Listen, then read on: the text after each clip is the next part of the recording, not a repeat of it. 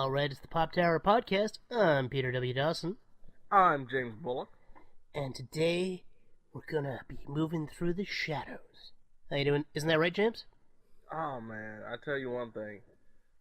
If I'm not prepared for this, I know I'm going to fail because right now you're telling me to go left, I might be going right. You're telling me to hit square, I might be hitting triangle. I don't know what I'm doing right now.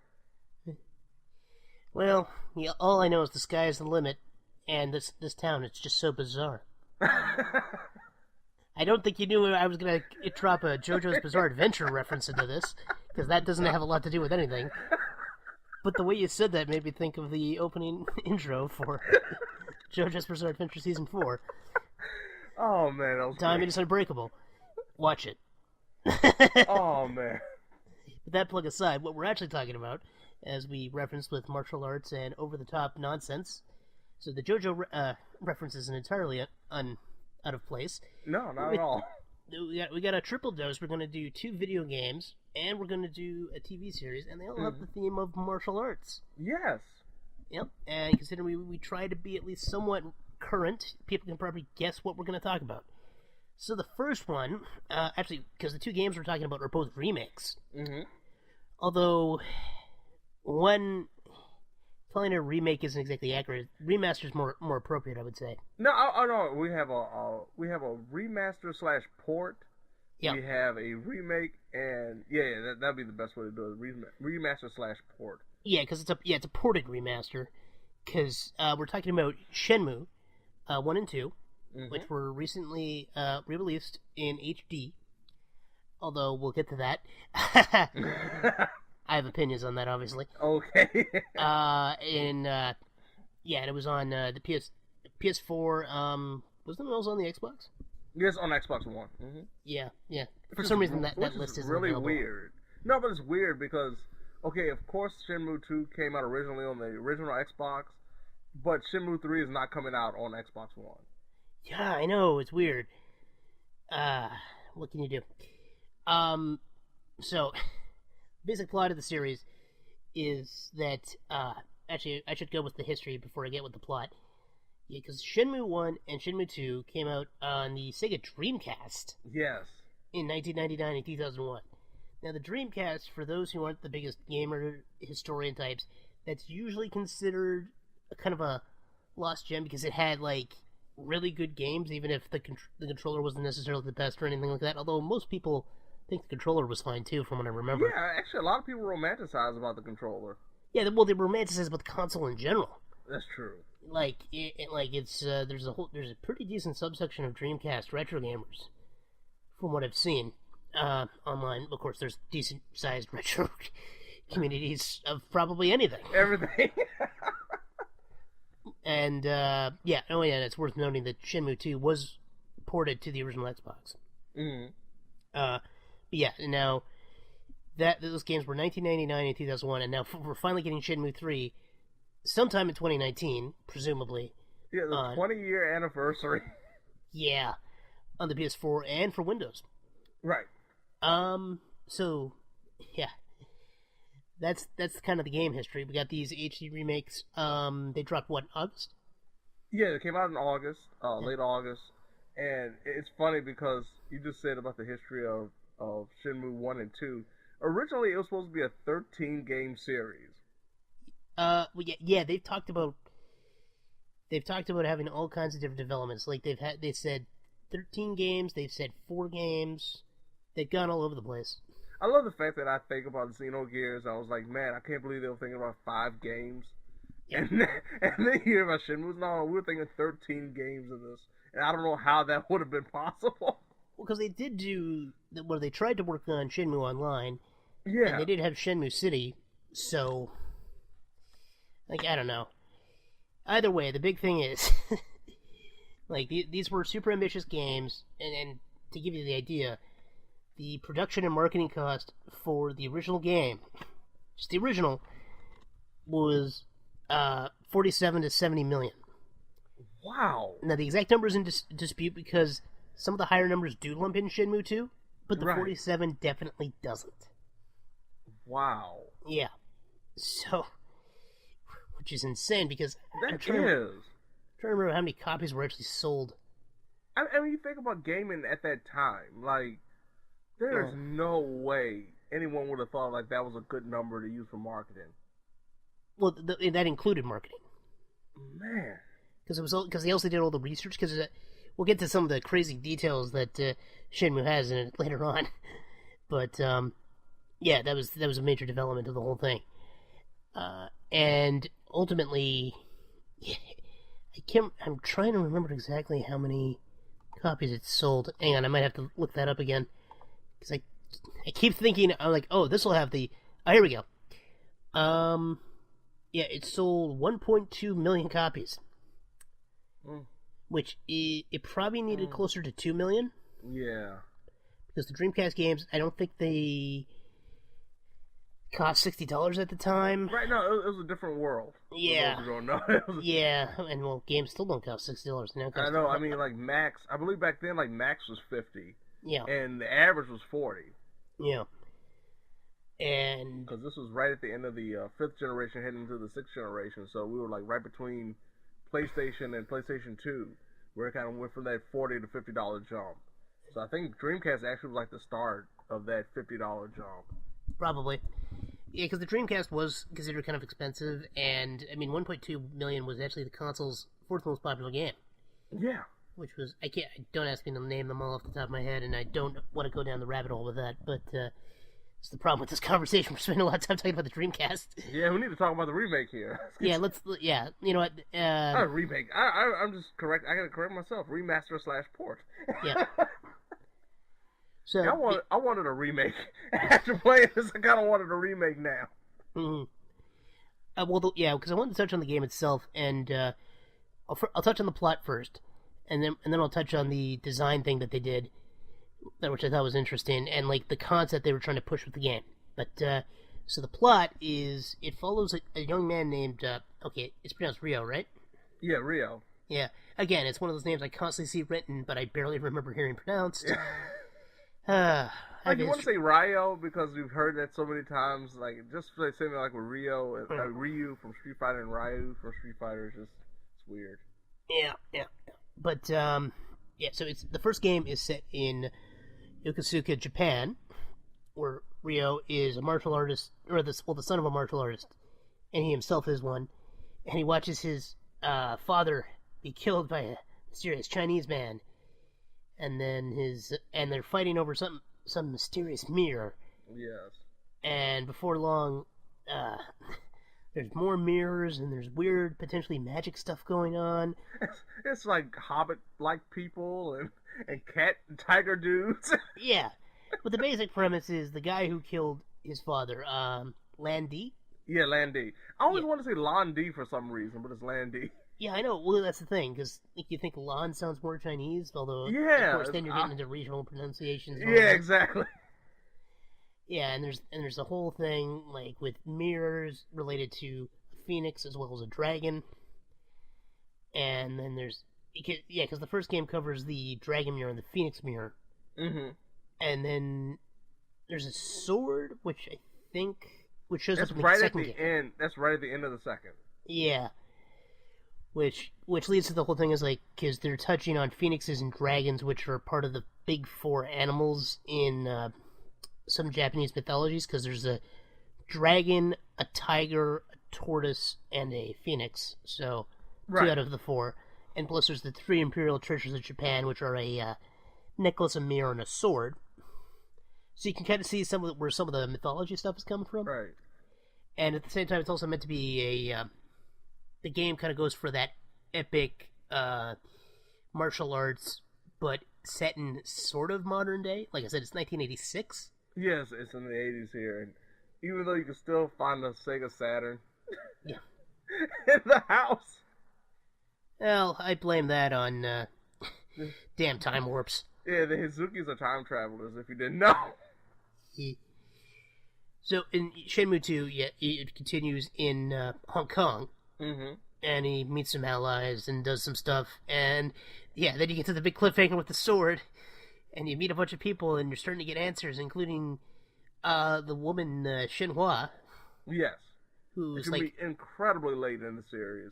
Which is funny because you see her highlighted and see various versions of her doing stuff in the first game. You never meet her. I know. It's because she's clearly meant to be like a super important character, and you don't meet her until the second game near the end. Almost the very end, the last act of the second game. Yeah. Now apparently Shenmue 3 is not going to end the series. It's going to do the same thing that the second one did and tell you at the end, right before the credits roll, the journey will continue. Yeah. Well, it took a while.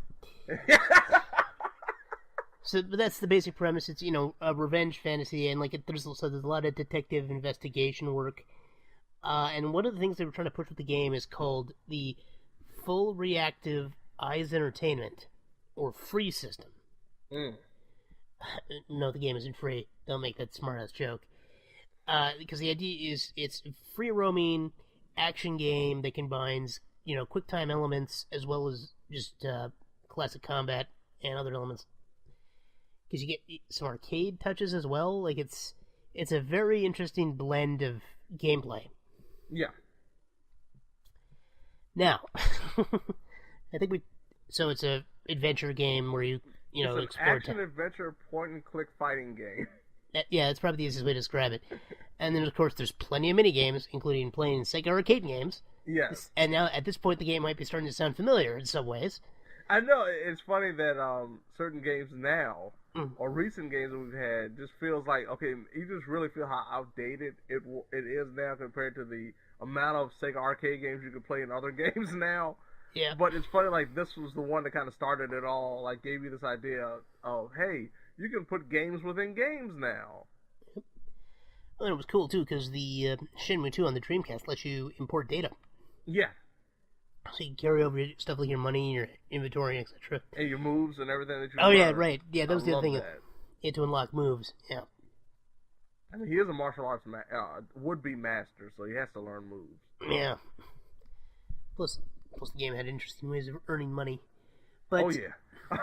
So... If you ever want to roll those bones, you can do it in Shenmue. Before we talk about the game itself, I want to talk about the HD nature. Which one? The actual gameplay or the cutscenes? The cutscenes in particular don't wow me. And then the gameplay itself definitely looks better. It just doesn't feel that HD to me. I love the fact that I gotta give them credit from a model perspective, it still looks good. Shocking. It's shocking, especially from the facials.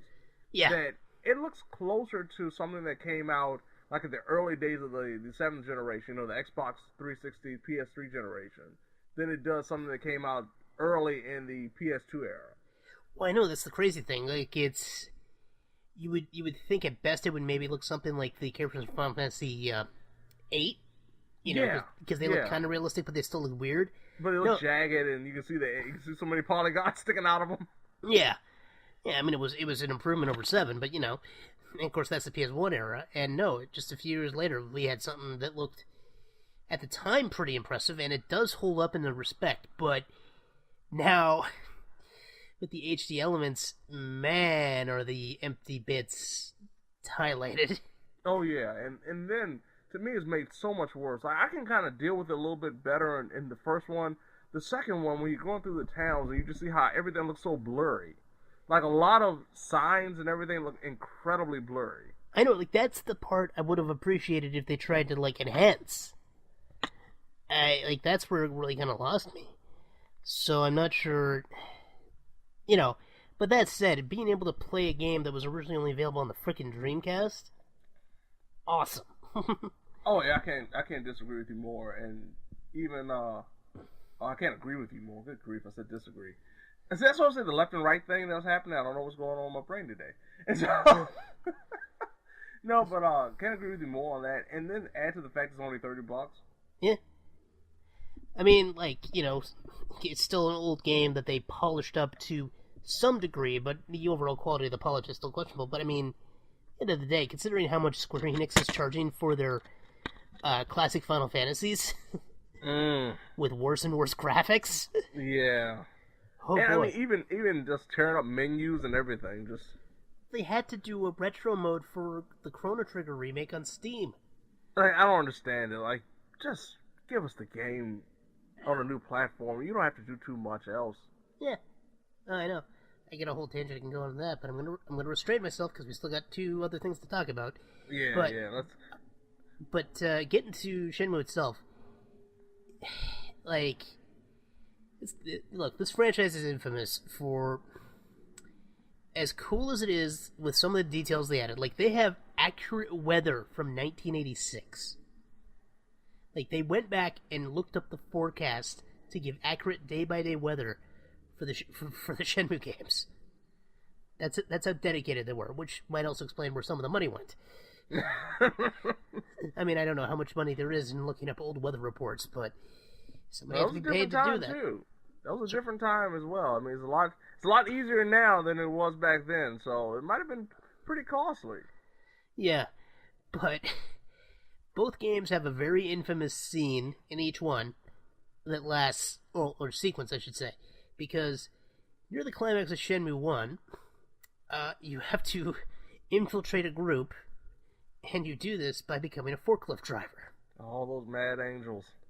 Okay, do you have an accurate track of how long you have to be a forklift driver before you can advance the plot? In game, it's 5 days. Yeah, it's about an hour and a half. No, it's longer than that. It is? It's longer than that because it's really dependent on certain aspects, such as what have you done beforehand, who have you talked to, right? And like, there's one character that you can talk to when you infiltrate the area earlier in the game. That if you don't talk to him, he won't show up. So you'll be forced to wander around until like 8:30 before the game actually says, you know what, it's time for you to go home. So you might be out there just wandering around in circles for about an extra 3 to 4 in-game hours, doing absolutely nothing, because the game is telling you no, you have to continue to ask questions to people that have no answers for you. Yeah, like, it's funny because I hate that GTA 5 kept doing this to you. Yeah. But that also felt against type. Like, this at least kind of feels like the nature of the game. So I'm a little more forgiving of it, but it's still tedious as hell. Oh, yeah. If they just had it 2 days max, yeah, it wouldn't be so bad. But it's like when you get to day 3 and you realize you have to do this all over again, it's not much happening. It's like maybe one extra cutscene per day. It just feels like, hey, we had to fill some extra time. We want to make sure we give you the game that you want. How about we make you be a forklift driver for at least a week? A whole work week. No. Why would you do that? Like, honestly, I kind of prefer what they did in 2, although it's still tedious as hell. Because... Oh yeah, that's annoying too. But it's one of those things where they make it an option. Yeah, and it's more enjoyable. Right. It's very similar, which ironically enough, something we're going to talk about a little bit later, is the Yakuza series, where they introduce this thing to you that you can do that either help you or advance the story in a different way. But you don't have to necessarily do it to advance the story. You can just do it if you want to, such as like the cabaret or the clan creator. We're going to get to that. Of course. But, like, do you want to do final shots on Shenmue and just dive in now, since you clearly want to talk about Kiwami? Oh, no. I just wanted to bring it up because it's so similar. And the fact that you can see the inspiration, but the fact of the matter is, I got to ask you one thing, too, before we definitely move on. What's your thoughts on the sound? I didn't really think about it. What were you thinking? Oh, man, the voice acting. It was bad before, but it's so bad now, just not from the perspective of how the people recorded it. It was just the quality of the recordings, especially in the first one. There are certain characters you can barely understand without subtitles. That's true. I didn't really think about that. I love one of the early interactions you have in the game is with a little girl who's trying to take care of a cat. And I just love how different her voice sounds compared to everyone else in terms of quality. Like, it sounds like she was in a very hollow metallic room when she recorded it. Yeah, very possible. Hello, darling. How are you? Oh, man. Last but not least, what about the fighting system? because of course it was taken from the Virtua Fighter engine. Yeah. But good lord, this is nothing like it. You know, at the same time, I don't mind it. I hate it. I really do. Oh, really? I hate it. Man. Not because it's not necessarily because the system itself is bad. It's just the fact you really don't have too much control over the camera. Mm. And sometimes the camera can just go wild. No, that's fair. Yeah. I mean, camera. I appreciate it too, though, that they added enemy health bars. That was a big thing because you could be hitting people over and over again in one, and you have no idea how far or close they were to death. And two, at least you know. Yeah. I have hope now that you're about to go down. I can run around the screen. I can run around the screen and regenerate health. Yeah. But no, in general, like, if you're curious, they're not bad games. No, not at all. They still actually play very well. They still have an endearing charm about them. Yeah. That no matter how old you are, no matter when you play it, it's still there. It's just one of those things that I think you have to come in with the understanding that this, of course, is a game from almost 20 years ago. Mm-hmm. There have been improvements in these areas that are not involved in this game, which is why I say I kind of want a remake. Because I think they could easily do a remake with the same quality in terms of the charm and the characters, and just make it a little bit easier to play. Mm-hmm. Yeah, it's like there's obviously more they could have done, and it's kind of a shame they didn't. But what they did do, and like what was already there, it's pretty enjoyable. Yeah, I can't complain. They didn't lie and say it was going to be this incredible remake or anything else. They just told you, hey, these are Shenmue 1 and 2 coming to current gen consoles. Yep. Just looking a little bit better. Yep. And that's what they gave us, so I can't complain about that. They didn't lie to us. Yeah. But for a franchise that is amazing, we have Yakuza Kiwami 2. Now, we've previously talked about the Yakuza games quite a bit. Yeah. Because James and I are huge fans. I think that's safe to say, yeah? Yeah, no doubt. Every time it's a Yakuza announcement, I'm excited. It doesn't have to be an actual Yakuza game. Just be the people that made it. And we're in the second golden age, because, I mean, what was it? 2012 to 2015, we didn't have any games. Right. It was just this huge dry spell, and then we started getting them again, and now we get like 2 a year. Like this year, we're gonna have 3, and they've announced a 4th-ish one that's gonna come out in Japan before the end of 2018. Yeah, that's incredible. Like, yeah, it's amazing just how much this series is blowing up now. Oh, and I love it so much. I know. I'm so happy for it too. That's one of the things. It's so great. It hasn't dropped in quality. That's the thing. No, not really. I mean, like, a few things have changed. We had some critiques for 6, of course, but now we're going to talk about Kiwami 2. And 6 is relevant because, much like how Kiwami 1 used the Yakuza 0 engine, mm-hmm. this one uses the Yakuza 6, which is the Dragon engine, to be exact. And in this case, you can really tell because the combat is very... It's pretty much identical. Yeah, because this is one, it's interesting because there's a lot of obvious copy and paste from, like, the combat design as well as the, some of the major mini-games, which we'll get to in a bit. Yeah. But at the same time, they did a really good job recreating the original, pardon me. Yeah. The original Yakuza 2 world. Choking on your own excitement, that's all. Yeah. I'm just gonna shift. There we go. And so, like, the world is more expanded because, like, you have locations that weren't there in any of the previous games except for 6, mm-hmm. but they were kind of there. Like, you just couldn't go into them before. They felt hollow. Yeah, and now we have, like, the world feels even more populated than before. But it's still within the Yakuza limits where, oh, you want a restaurant here? Too bad, there's no restaurant here. Walk. Yeah, it's a big town, but there's only one drugstore. Deal with it. If you want to pick up some healing items to go, you gotta go to one of the convenience stores. Yes, and it might not be in this one that you're at right now. Yeah. Oh, you want this item? Too bad. Yeah, no, it's But of course, there's the whole cab system and the travel system. So the game world is very well designed. Combat is fluid as hell. Because, I mean, in general, I love the combat. But the big thing is, 6 didn't have weapons. Well, not exactly. No, not at all. And they're back. And we get some zany ones. Because one of the ones you can buy at any corner store is insecticide. Yes, bug spray is a weapon in this game. Oh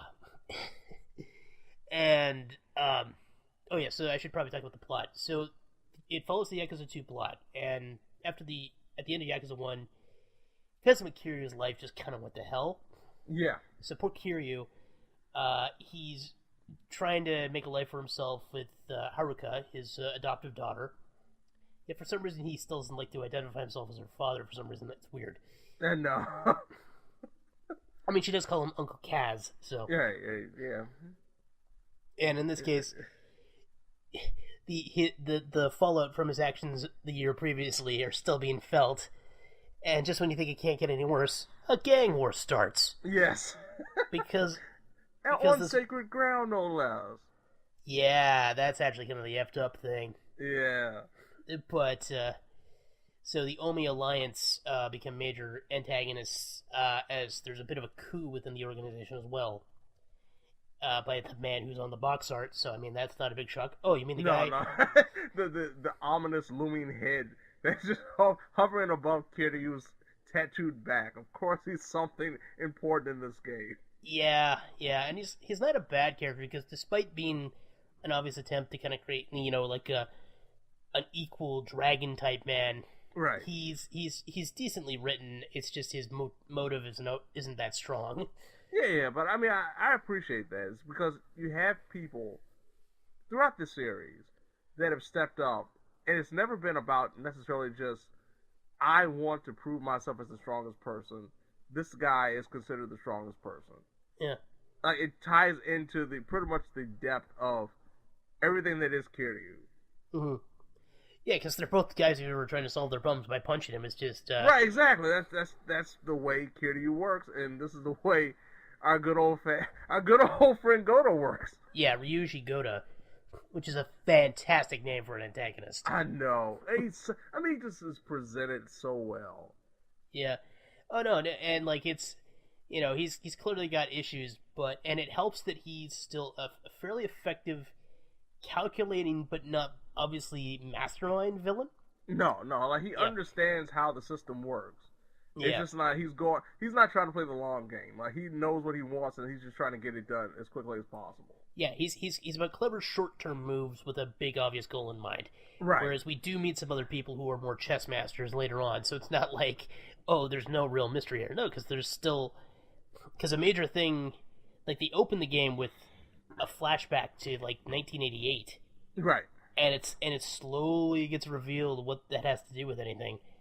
But it's pretty significant. And but one of my other favorite bits, Kiryu's main ally, well, he's got a few, because this is the game that introduces Daigo, who's a major recurring character in the other games. Yeah, you found out exactly, like, the connection between the two, because if you never played 2, you don't understand, like, what their relationship is. Yeah, and it's pretty interesting in 2. It's a shame they actually didn't include him more in 1, but... Right, because, he just became kind of a power figure, and, hey, he'll show up when he shows up when he's needed more in the rest of the games compared to now. Yeah.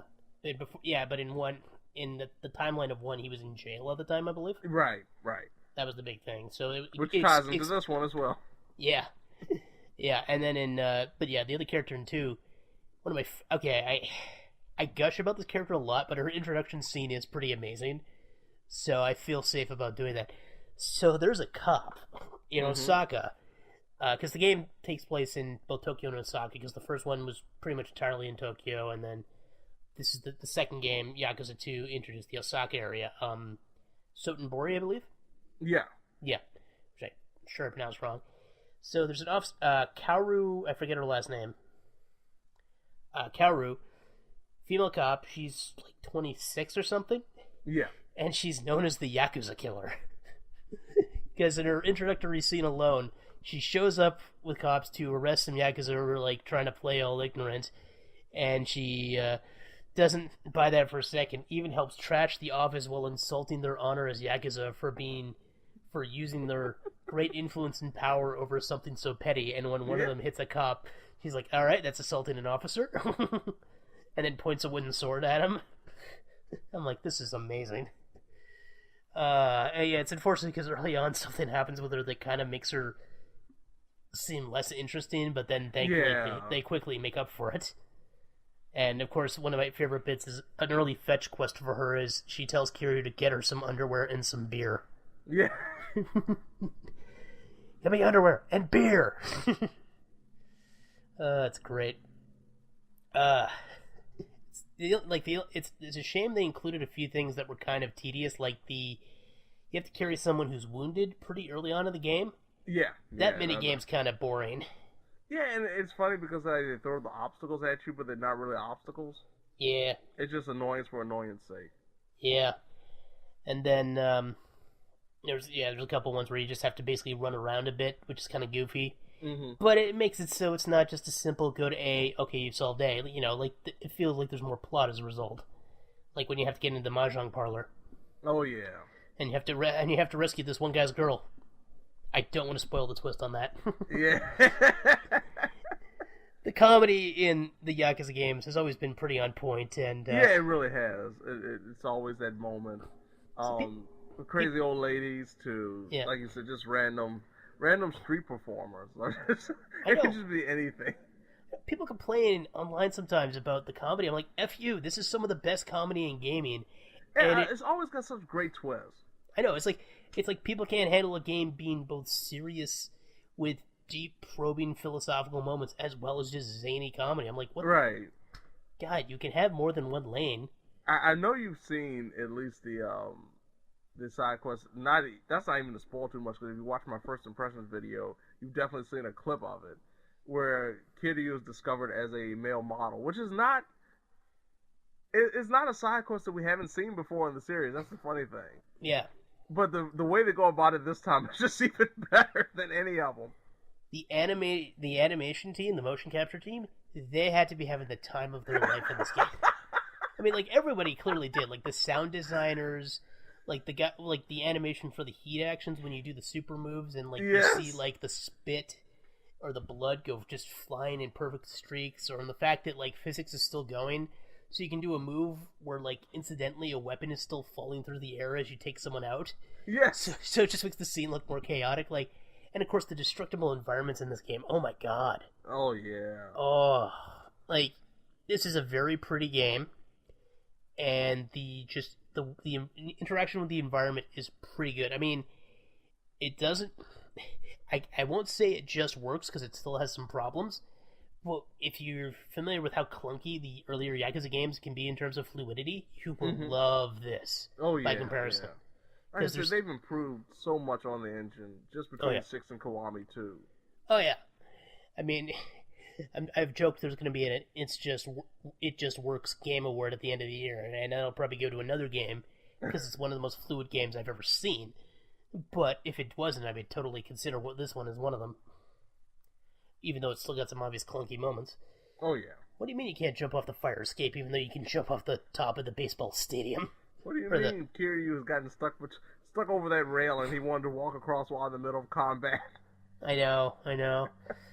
It happens. Like, there's still some glitches. The game balance is still kind of thrown off because you have to unlock the weapon shop through a side quest, and you have to... For some reason they added, like, the side quest detector as a skill. Yeah. It's a cheap one, so it's like the first one you get, but I'm like... Yeah, that was what I saw. Once I saw it, I was like, oh, I got enough points. Definitely getting those. Yeah, it's super affordable, and you'll get it early on, but it's like, why even have it be a thing you need to get? Of all the things to get, you know what I mean? Yeah, especially when, considering if you want to try to get as many trophies as you can, you need to have as much experience as you can get. Yep. And as with real life, you get experience through eating food. Oh, yeah. Which is another staple of the game. Yeah, so, like, the plot itself, Yakuza 2, all over again. One of the major things they added, though, for minigames, which is the thing you talked about earlier, was they added the clan creator from Yakuza 6, which we previously talked about, although modified for more defensive battles. Yeah, yeah. So it's almost kind of like a weird tower defense, which is interesting. And then they brought back the Hostess Club system from Yakuza 0, Yes. which is the one where you run a club. Instead of being Majima, this time it's Kiryu doing the work. Which is great because he's got an adorable bow tie. Yeah. And I joked that the woman running the club reminds me of Chio from Chio School Road, the anime that I've been watching. Which just made me happy. Oh, man. Because the comedy, especially in that, like in both of them, it's great. Because Majima is still the mad dog. Yes. Like, the only weird thing is how relaxed he can seem because they don't want to have him be too crazy. Right. Since he's become such a popular figure now, and they have to implement him some way into the games, even if he's not a major figure like he was in the original. Yeah, because he's busy building his major subplot that he'll build through the course of the next few games. Right. His super mall. But the one thing I love more than anything is in the clan creator system, when you win a battle, in the previous one, everyone would like start clapping. Yeah, do the pose, like, hey, we won, yay. Which was funny, but wasn't that funny? Yeah, like, after a while, it just got annoying, like, why can't I skip this? Yeah. I'm totally in for the one they have in this one. Yeah. Because it's Majima's men singing the Majima Construction Company theme song.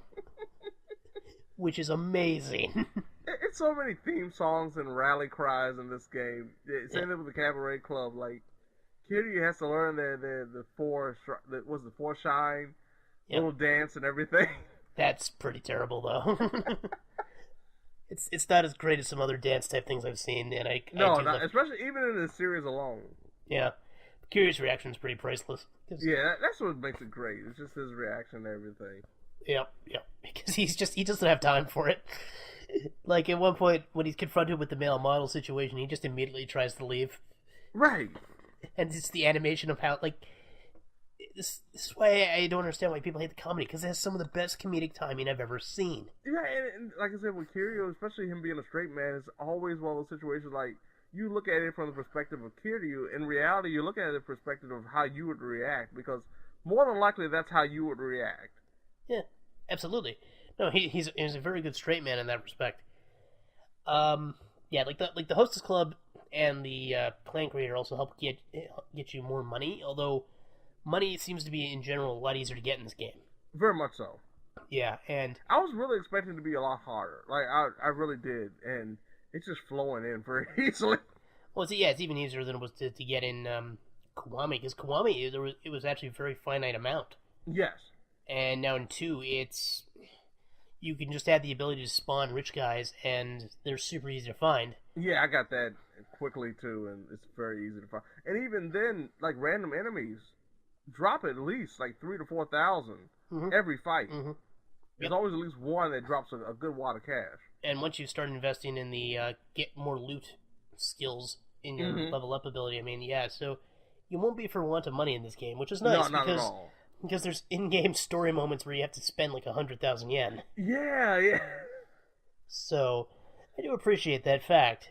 I appreciate it. It's one thing we complained about in a couple other games recently where they put you in a position where you need to have this, and the game doesn't provide it for you. Yeah, especially with We Happy Few. Yeah, that was one of the main ones. Thankfully, like I said, Yakuza Kiwami 2 doesn't have that problem in a lot of ways. No. Because while it still requires you to have something, you usually more, like, you'd have to be... You pretty much have a good amount of it, or it's easy to get. What have you been spending it on if you haven't been... like, have you just been going and eating nothing but the salty pork? Good God, man. You just spent all your money on the UFO catcher, that's all. Yeah, damn UFO catcher. Or Virtua Fighter 2.0. Oh, yeah. So any other thoughts on Kiwami 2? No, just if you enjoyed the last few Yakuza games in general, definitely pick this one up. But if you haven't, I say wait. I say pick up 0, I say pick up Kiwami, just 1, and play those first. Yeah, absolutely. I definitely say play those first. There's very little reason not to play in order now. Yeah, exactly. Like, well, some of the And aren't 3, 4, and 5 still available on PSN? 4 and 5, I don't think they're available yet, but they will be soon. Okay. Because 3 got released on the PS4, PSN. Okay. And 4 and 5 are coming. Okay. They're the same kind of HD that Shenmue is. So, which is all they really need to be. 3, the random encounters isn't so great. Yeah. 4 when they start to get better, and they're pretty good in 5. Yeah. But I mean, the problem is now it's funny that we talk about kind of wasting your time with Shenmue, where the game just forces you to do something that gets a little too long-winded. Oh man, I feel sorry for people who haven't experienced 3 and they start working at that orphanage. Oh, good God. Look, they did it because they want you to care about all the orphans. So you'll feel real sad when bad stuff happens to them. Yeah. Even though they're orphans. I'm just screaming at Kiryu to get away while you can. Yeah. You don't want to have to teach a kid about the joys of wrestling after he thinks he might have to give up his wrestling career due to asthma. Man. But I think it's time we move on to one culture that's been horribly exploited by white people to another one. Yeah, especially ones where you are involving people that have to give up things. Even against their own will. Their iron will. So we're going to talk about Marvel's Iron Fist Season 2, which just dropped on Netflix like a week ago as of this recording. But thankfully, it's pretty manageable because it's only 10 episodes. I was about to say, somebody's been listening to us. Yeah. Thank you. We're waiting for the thank you, Marvel and Netflix, because you understood what we meant. 13 episodes for everything is not a necessity. Yep. I take PayPal donations. There's a very fresh joke. So Iron Fist Season 2 follows up on both Luke Cage previous season, although that's pretty loose. Yeah, it's like a minor reference. Yeah, for the most part. To make you understand that, yes, this is happening after Luke Cage Season 2. Except for another major thing that happens. True. And it also happens, of course, after the Defenders. So what we see is that Danny Rand, the Iron Fist, he's trying to live up to the ideals that Matt Murdock pushed upon him as Daredevil. Right. But rather than have Danny become the new Daredevil like they did in the comics for a time, he just is like, all right, I'm going to go be a vigilante for justice. Yes. Yeah, it's funny because they kind of run that story of Matt embraces Daredevil so much that he loses himself. Mm-hmm. And then we do the exact same story here. Yeah, that's pretty much what happens. He starts to become Iron Fist 24/7, and it causes problems. But of course... Okay, so the basic premise for the first few episodes is, before we get into the big plot twist, which I don't think we're going to really investigate in because we don't want to spoil No, that's way too big. Yeah. I know exactly what you're talking about. That's way too big. Which is unfortunate because it does make the season more interesting because the first few episodes... that's the sad part. That was my favorite part of the season. Mm-hmm. Well, that'll entice listeners to maybe check it out. Well, yeah, because I'm just going to say this flat out. The first 3 episodes or so, kind of boring. Oh yeah, I'm just thinking to myself, man, here we go again. Yep. Because what we're doing is we're having Danny remind us that there's a movie called Kung Fu Hustle as well as a movie called Big Trouble in Little China, and how awesome those movies are by comparison to what we're watching. Because in that one, the freaking American hero is actually kind of incompetent if you're talking about Big Trouble, and there's not really any Americans in Kung Fu Hustle, so... Right. In this case, yeah, because there's a war between the Tigers and the X-Men? The Golden Tigers and the Hatchet Men. Thank you. Because they all walk around with hatchets. Yep. Oh man, when I was like, oh, this is the Hatchet Men, like I'm just thinking like, okay, their whole gimmicks, they chop people up. Maybe like they capture people and chop them up. No, they literally have hatchets with them everywhere they go. Yep, there's no subtlety here. No. Which is fine, because they're street gangs, so, I mean, we've gotten away from the immortal ninjas in favor of street gangs. Fine. True. Fine. Well, the hand got pretty convoluted. Yeah, that was too much. Yeah, and thankfully Colleen's back, and she's pretty awesome. One of the shining moments of the show, which is funny because the same thing I said about Luke Cage kind of applies here with season 2. The female characters have such better presentation and overall likability. Yeah, all of them do. Like even the not even the just the heroes, the villains too are just so much better. Which is because I want to get it. I'll finish going over the premise, then we'll talk about the Poor Horns a bit here. But so Danny Rand is trying to be the hero he wants to be. Colleen Wing is like, I'm trying to help and do my own thing, and you're kind of getting in the way. And then Ward Meacham's trying to run Rand Industries, and he's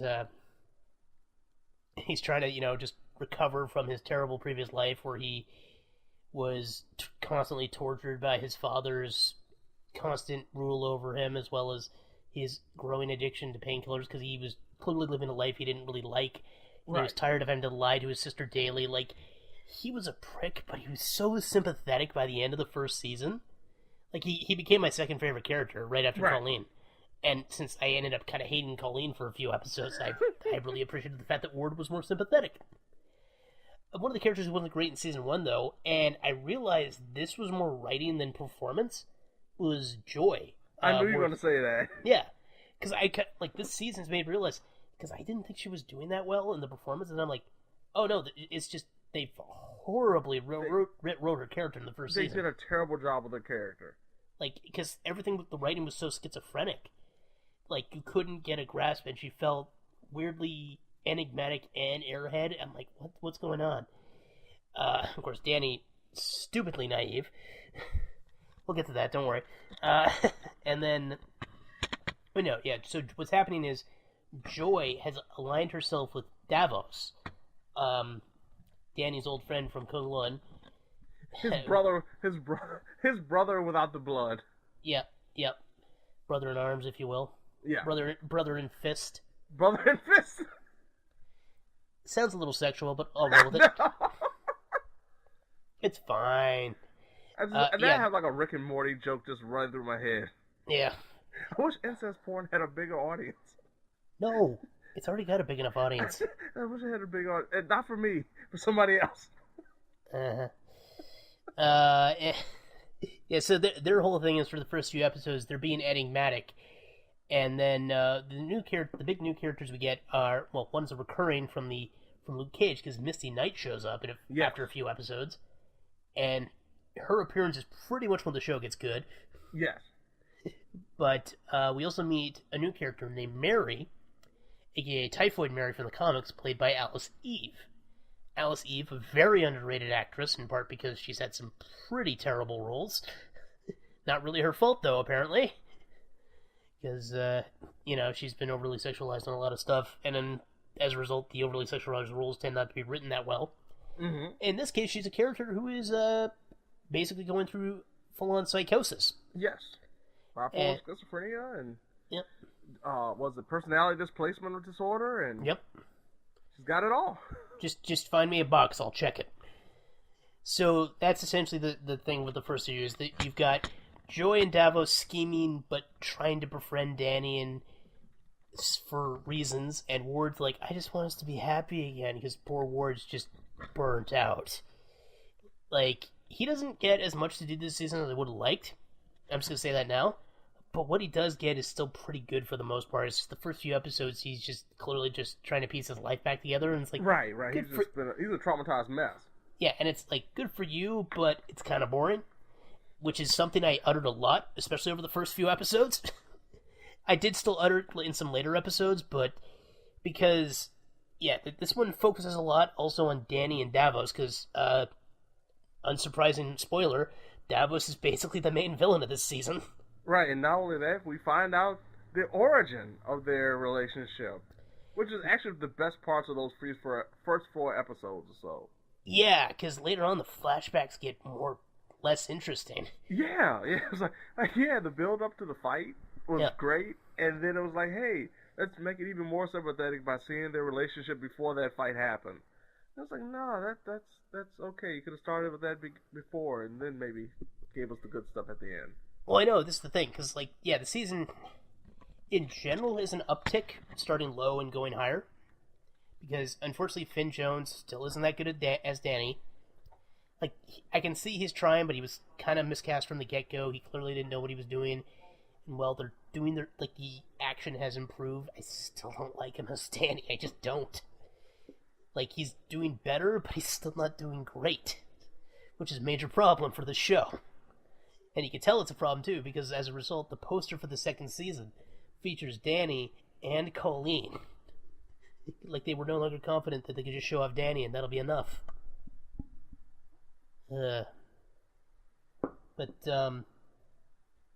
Sorry, did you want to chime in on Danny at all?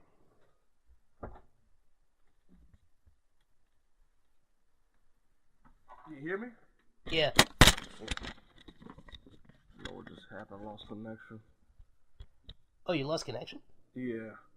My recording stopped? No, it's still going. No, I just went back on, I think. Ah, crap. I'm gonna have to... Oh, no, if it's still one big file, we can edit that easier. That's okay. Yeah, it's still... Mine's still running. Alright, perfect. Alright. Because having to edit like 4 or 5 files when we both stop recording, that's a nightmare. Right, okay. right. I'll have to pick it up later. Okay, so I was saying, yeah. Do you have any thoughts on Danny? Oh, man. Good old Danny. I mean, he was serviceable. Yeah. I think that's like the best way to put it. He was serviceable. Like, I think everyone around him was so much more interesting. Like, he was better than the first season, yes, but... I don't know. I just don't know what we're going to do with him. Yeah. I don't know. I really don't. Like, I appreciate... Like, I like him better. It's funny, like, he was better in Luke Cage than he was in the entire season of his own show. Well, yeah, and he was only in that one episode, but because he had Luke Cage to... He needs someone to play off of better. Like, this is why I'm kind of interested with... Because later in the season, they have him interact with Ward more. Mm-hmm. And their interplay is actually more interesting because Ward's not just dismissing Danny as a stupid kid. He's trying to treat him almost like a brother. Right, right. Which is really interesting because, like, that's one of the things where this season works because they do the whole brothers or siblings beyond blood situation. Which is kind of a major theme between, because of course Danny and Davos, as well as Ward and Joy, who are actually, siblings, and then Ward and Danny. So as a result, we get some pretty good stuff. It's just who he's playing off of is what makes Danny's character the best. Yeah. And whenever he's alone, he's boring. Very much so. And him and Joy... It's weird because they seem like they're trying to force chemistry that isn't entirely there. No, it doesn't work. Like, because like the first season they were kind of flirty, but then in other scenes it was like there was nothing, and I'm just like... Yeah, you would not even think they had any connection whatsoever, even in the plot. Yeah, and it's still kind of lacking there. Like, in this case though, especially with Ward, like they seem to have a better connection, and I'm really enjoying that. So as a result, yeah, that's basically what it is. It's like, we get the flashbacks to Davos' past, which, well, kind of generic, are still really well presented at first. And then they get overboard, because it's like, no, there's more interesting stuff to the story. It's like, not You've really. already made your point. Yeah. Everything else you're covering at this point is just redundant, right. Doesn't add depth. It was like only one scene, it was one flashback, that actually played into... making the story better or his character better. Mm-hmm. And that was his interaction with his mother or lack thereof. Yeah. But beyond that, it was like some in-between flashbacks and cutscenes that just didn't work at all. Yeah. It's just unnecessary at that point. Okay. Yeah, that's probably about right. I mean, Davos, he's still not the most deep character, but they do a good job of telling his story. Right, which is funny because it's like almost the last third of the season before you really feel like, okay, he actually has motivation to be the person that he is, instead of just some power-hungry guy that wants to be the Iron Fist. Mm-hmm. Like, which I'm fine with. I'm perfectly fine with that, but it just felt like I didn't feel any sympathy for him until almost the very end, and then by then he'd done so much I didn't care. Yeah. It's pretty much what it came down to. like, it's a competent enough story, but there's presentation problems, and they're just not, despite the fact they only had 10 episodes, they didn't tell it very efficiently. I mean, I think one of the most glaring things for me is because we know Davos and Joy are up to no good from the end of the first season. Right. Because it takes about, 3 episodes to have, a dinner and a sit-down and everything before we even say, hey, these guys can't be trusted. Yeah, it's like, you played your hand at the end of season 1. Why are you belaboring this? Like, I know they wanted to set up some other bits for the season, but the belaboring really hurt the storytelling for the first few episodes. Like, they probably should have gone back to the drawing board and figured out how to present things a bit differently. Yeah. But, thankfully, aside from that... I would have loved to have seen more Iron Fist vigilante action, like in the first episode or two. Yeah. No, because his vigilante stuff is one of the interesting things going on. Right. It's like we cut that short really fast. And then, we get some other stuff like the nature of the Iron Fist, which was actually kind of interesting because he kind of talked about it in the first season, but then it just kind of went on weird magic ninja stuff. Yeah. What can you do? Is there anything else you really want to touch on?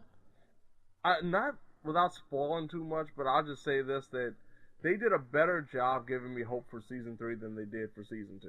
That's true, yeah. The teasers were... both teasers were pretty good. Yeah. Because there was essentially 2 teaser scenes. And, definitely it's funny, because people were kind of excited with Misty Knight teaming up with Colleen Wing, because they're the Daughters of the Dragon in comics. Yeah, we want that show now. Yeah, no, if they want to do that as a spin-off, I'm totally on board. I mean, they've thrown it out there, continuously, Misty telling Colleen, hey, you have had the chops of being a criminal investigator. And, we know, the connection to that in the comic books. It's just pull the trigger already, we want to see it. Yeah. You cultivated our interest enough, just hurry up and do it. Go ahead. Make our show. That's all I got. Alright. I think you just shot the magic bullet. Oh, there it is. Magic bullets. But, no, I'd say, if you like the first season, you're probably going to like season 2 more. Yeah, if you actually were one of those few people that enjoyed the first season. If you didn't, you might like it. I think you'll like it better than you like the first season. If nothing else, it's shorter. Yeah, that's one good thing. It's not as much of a drag. And there's no waste of time. It's weird though, because both seasons, season 1 is they waste all this time. Is he really Danny Rand? It's a show about Danny Rand. Of course he's Danny Rand. Right. You're not doing anything interesting with this freaking insane asylum stuff. And then this one is we know they're evil. Just have them start their evil plan. just go with it. Yeah. Don't belabor the evil plan. Because the belaboring isn't terribly interesting. It's just leaving us with this street gang. We had almost a mini Cobra Kai scene going on here. You could have had that a little bit earlier and started really fleshing out some characters here. Yeah, I mean, come on. Well, no, it's... You always have that one kid that we're supposed to care about. They didn't do a very good job of doing that. Of course not, because we don't care about children. As far as we're concerned, they might as well be orphans. We apparently, as according to the Yakuza games, nobody cares about orphans. Oh, yeah, that's true. Except for Mama. Mama cares. Yep. Mama always cares. It's always a mama. It's always a mama that cares. Yeah. Well, I think that's where we're going to wrap it up, because we're kind of out of steam on that one. I mean, like I said, Iron Fist is watchable, but I'm still hesitant to give it really high praise. It's just... Yeah, it's just one of those things hey, you're doing a good job of setting up another season, but this season was just okay. Yeah. That's probably the best way to put it. And, Shenmue, if you haven't played them before, and you're kind of into the Yakuza games, you'll probably enjoy them. But just come in with an open mind and some patience, because it's not a game that was made a couple of years ago. It's going to be something that you have to get used to. Yeah, if you're not a big fan of retro gaming, you're going to hate them. Oh, yeah, definitely. Meanwhile, Kiwami 2, it's pretty much how to do a remake right. Yeah, once again, Kiwami was a great example of a great remake, and this is even better. Yep. Oh, not absolutely. only does it improve upon the original game, it actually improves upon an engine from a game that chronologically came out later in the series. Yeah. Just somewhere along the way, Kiryu forgot how to use weapons. Yeah, there you go. He's a man. He's still a man of honor. We gotta make sure we understand that. And if he has to use a golden shotgun, it's only because of extreme measures. Yeah, it's okay. He's dating a cop now. It's true. It's true. He can get away with that. Yeah, and then Yakuza 3 happens. And then, yeah. And the now great amnesia. James, can I ask you to join me in pouring one out for my dead ship? I will. I definitely will. Yeah. Maybe in another life, Kiryu and Kaoru. Maybe in another life. And so, I'm Peter W. Dawson, coming in from Broken Heart Ship Island. James, thank you for coming to visit me on this lonely, kind of sad location. I thought you stole that dragon tattoo, though. That was the big thing that you were working on. Yeah. Look, I'm going through some stuff. I don't want to get into it. They were meant to be. They were meant to be. The greatest love that never happened.